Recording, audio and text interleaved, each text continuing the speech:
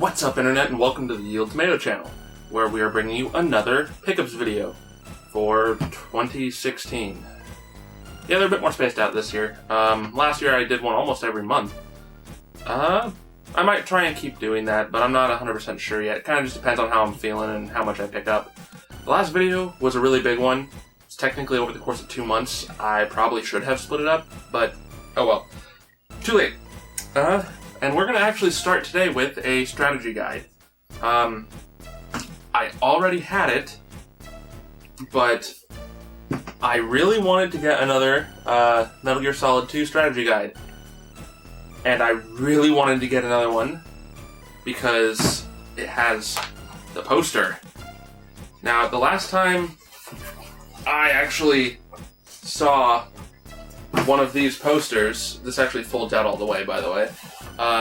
It was hung up in a local game store facing out a window, and it was bleached to hell, and it depressed me so much because I love the artwork they used for the Metal Gear games. They are so... I don't know, there's just something about them that really, strikes me. It's like a conceptual art piece, but done in a comic book-esque style. It's really strange how I would explain it. I don't know how I would explain it, but I love the art. And I was really lucky to get this for $3. It was at a chain store in Portland, Oregon, and it had this sticker up here for $2.99.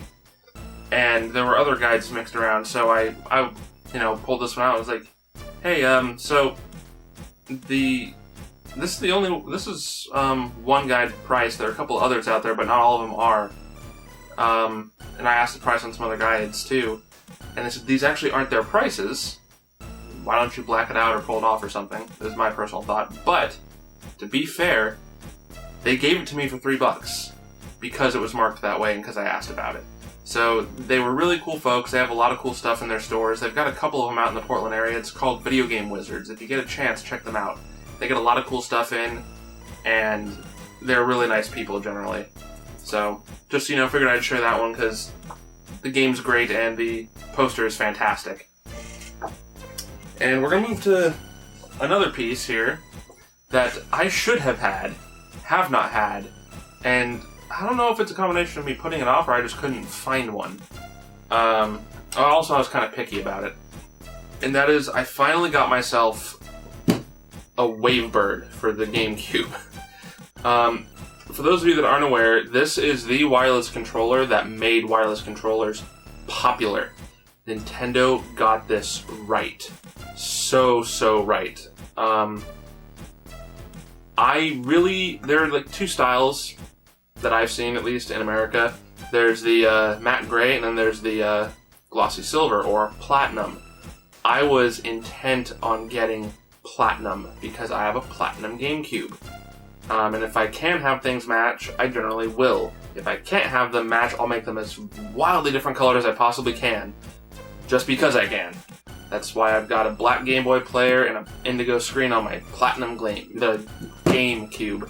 But these are really neat for a number of reasons, one of which being they have 16 channels for wireless. These are more or less like the perfect thing for tournament play on the GameCube, particularly with Smash, as you can imagine.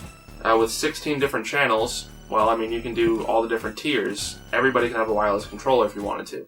So that was really cool that they gave you that wide of a variety. Or it could also be because they speculated that there might be neighbors that are playing with the Wavebird as well. Personally, my neighbors never really gaming groups growing up, so, never would have been a problem with me, but I only just now got one. So I'm really excited to be able to use a Wavebird of my own for once. We're going to go into some handheld stuff we picked up recently now. We're going to start with Sega 3D Classics Collection. This just is loaded full of all kinds of different Sega games from, the Genesis era. Sonic the Hedgehog's on here, Puyo Puyo 2, which I think is more commonly known as Puyo Pop. I could be wrong on that. But what else is on here? Oh, neat. Fantasy Zone's on here. That's cool.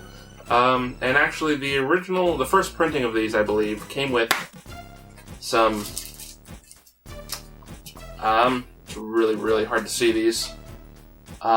They are transparent stickers for Sega, Master System, Mega Drive, 16-bit, Giga Drive, all that good stuff. I say good stuff as if I have a lot of these things, which I don't have a lot of Master System stuff, but, whatever. It's an ever-growing thing. The next handheld item we got is another special edition. My fiancée is absolutely infatuated with this series. And I don't blame her. I like a lot of the art styles, and I like what the overall styling is, and that's game companies. And that would be the HyperTagmention Blanc plus Neptune versus Zombies. That is a fucking mouthful. And we got the special edition because she wants to have all of their special editions, and I don't blame her. These are very interesting games all around. We have not gotten around to opening this yet, but it comes with a number of little goodies, which I'll go ahead and read off here. It comes with a original soundtrack disc, a Blanc minifigure, which will go alongside of our other minifigs we've gotten from the series, a Game Industria scrapbook, and of course the Vita game itself. Now, the scrapbook, they actually had a big printing error where they put the wrong character's name right on the cover of it, and they didn't catch that until after they made them all, so they couldn't go back and reprint and fix any of it. So what they did instead is they printed everybody a nice little sticker of Greenheart, who is supposed to be the protagonist of the game.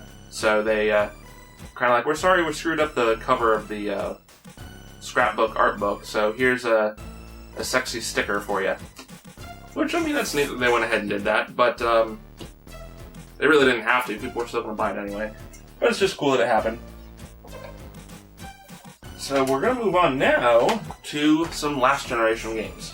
The first one is a series I've dabbled in a little bit, my friend has dabbled in, and my fiance really likes, at least the art style and premises, and that is the Attelier series. We got Attelier, Escha, and Logy, Alchemists of the Dusk Sky. My biggest issue with these games was the time-constrictive alchemy. You had to make certain things in certain time frames, and it kind of got difficult after a while. Really, really challenging for that, but they've toned that back as the series has progressed, making it easier for people to get in and play the RPG elements. It is a turn-based RPG, which, I'm a big fan of, and so is my fiancé, luckily. The marketing on this series, by the way, has gotten really, really bad since Tecmo Koei took over the publications. When NIS was still doing it, it was very, very, very pushed out there. It was noticed. It still sells through the NIS store, but they're not published by them. So it's a really strange thing. It's because Gus has a strong affiliation with NIS, I believe. I could be mistaken on some of those details. The next one is a game that didn't review very well, but I had interest in it because it has a very strange development life, if you will, and that is Blades of Time.